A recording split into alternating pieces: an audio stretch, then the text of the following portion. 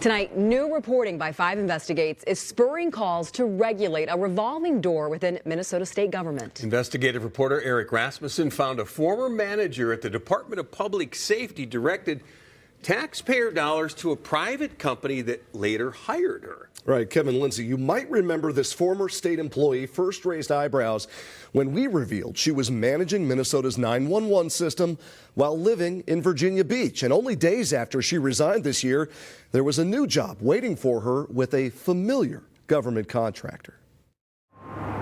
At the state capitol, it's no secret. You give me something, I'll give you something in return. People come and go, and sometimes they come back.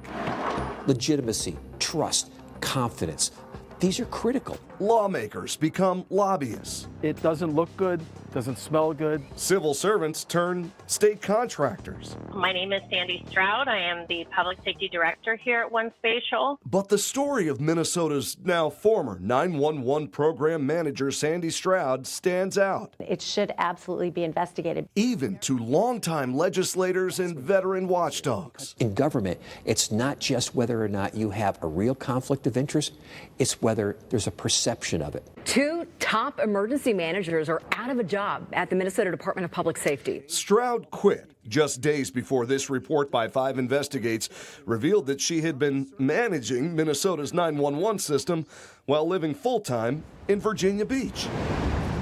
It's not can you, but should you is the question. On the same day we broke that news, a company called One Spatial announced Stroud as its new director of public safety.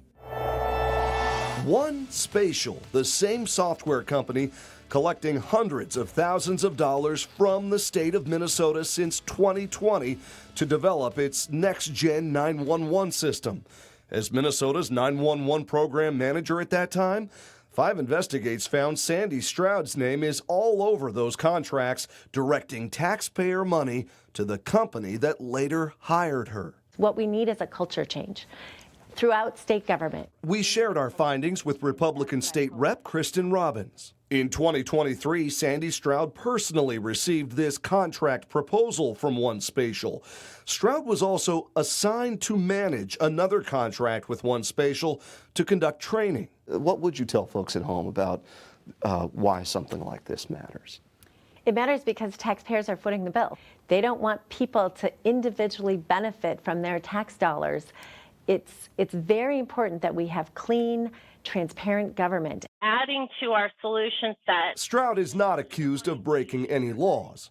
After she became aware of our investigation into her remote work out of state, and when her boss retired in March, Stroud did file this conflict of interest form disclosing that she had been approached by One Spatial about a potential job opportunity. So Stroud took herself out of the most recent talks that extended the company's current contract with the state. Yet less than 2 months later, when Stroud officially took her new job, the CEO of One Spatial USA, Sheila Stephenson, posted, "I'm so excited to be teaming up with Sandy. We have discussed this for years." This now suggests that what? That there's been a parallel conversation going on. A significant detail, according to David Schultz, political science professor at Hamline University and former executive director of the government watchdog Common Cause Minnesota. At the same time, she's talking to them about negotiating a contract. Everything looks like here, they're talking to her and saying, come over to our side, come over and work for us. So far, Stroud and her new employer, One Spatial, are not commenting. Schultz and others point out this isn't an isolated case. A recent analysis found many states require a cooling-off period before public officials can take jobs as lobbyists or with government contractors. Minnesota, one of only 11 states or territories with no mandatory waiting period.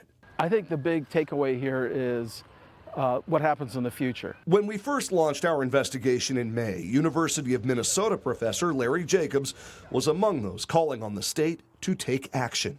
Unless Minnesota has clearer rules about the time and the permissibility of senior state officials jumping from government into a private sector job, it opens up really a can of worms.